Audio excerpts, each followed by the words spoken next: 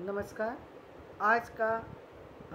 आज हम MHD 7 के अंतर्गत शब्द के प्रकार के विषय में जानेंगे। शब्द के प्रकार जो हैं वो निम्न तरीके से हैं: स्रोत के आधार पर, अर्थ के आधार पर और प्रकार के आधार पर।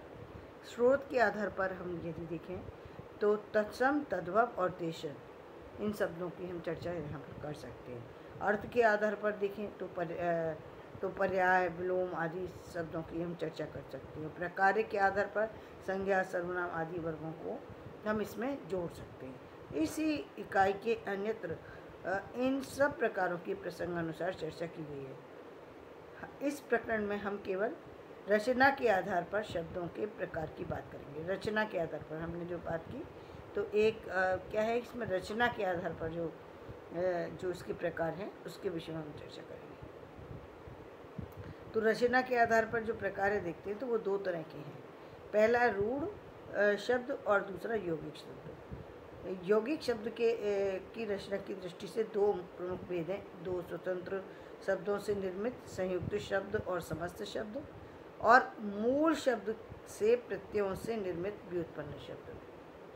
अब हम बात करेंगे यौगिक रूढ़। यौगिक रूढ़ शब्द क्या है? यौगिक रूढ़ शब्द वो शब्द हैं जो अर्थ की दृष्टि से इस तरीके से मिल चुके हैं, इस तरीके से प्रयोग में आ गए हैं कि अब उन्हें अलग करना मुश्किल होता है, जैसे चमक।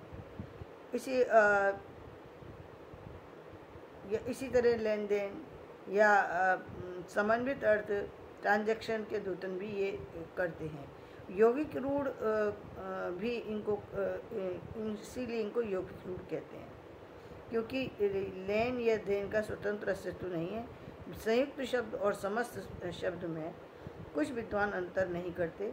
अंग्रेजी में इन दोनों के लिए कंपाउंड वर्ड का प्रयोग किया जाता है। संयुक्त शब्द क्या है? संस्कृत भाषा में सरलीकरण के उद्देश्य से मूल क्रिया के स्थान पर संज्ञा कर की रचना प्रचलित हो गई है। हिंदी भाषा में यह विरासत के तौर पर चली आ रही है। संयुक्त शब्द की यह प्रक्रिया समास से इसे अलग करती है।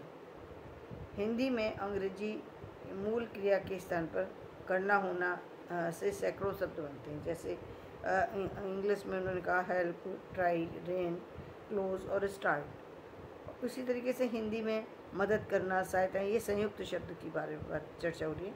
मदद करना, सहायता करना, कोशिश करना, यत्न करना, बारिश होना, बंद करना, बंद होना, शुरू करना, शुरू होना, ये सारे शब्द कौन से?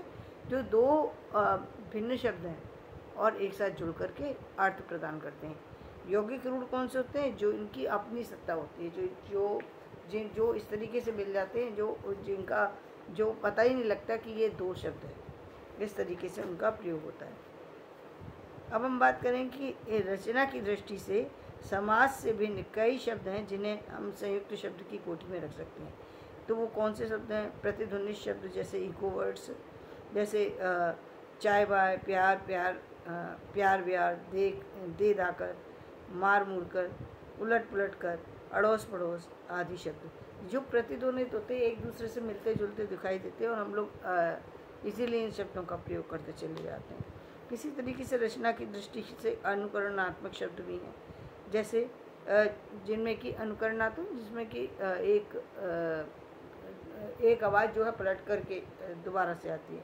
धम्म से गिरना, लकड़ी का खट से टूटना, या फिर पुनरुक्त द्वित्व के कारण से भी ये चीज़ आ जाती है। जैसे खन की आवाज़ से खन कराना, मेढक की टट की आवाज़ से टट जाना, बकरी का मिमियाना आदि शब्द। तो इस तरीके से हमने जाना कि यौगिक रूढ़ के दो जो हमने देखे, तो यौगिक रूढ़ वो शब्द रचना के आधार पर शब्द के दो रूप देखे, यौगिक रूढ़ और समस्त संयुक्त शब्द। तो ये दोनों क्या होते हैं, इसके बारे में हमने शॉर्ट जानकारी दी है। डिटेल में यदि आगे जानकारी आएगी तो हम आगे देंगे। कल हम समास के विषय में जानेंगे। धन्यवाद। मेरा वीडियो पसंद आए लाइक करें, शेयर करें, सब्सक्राइब करें।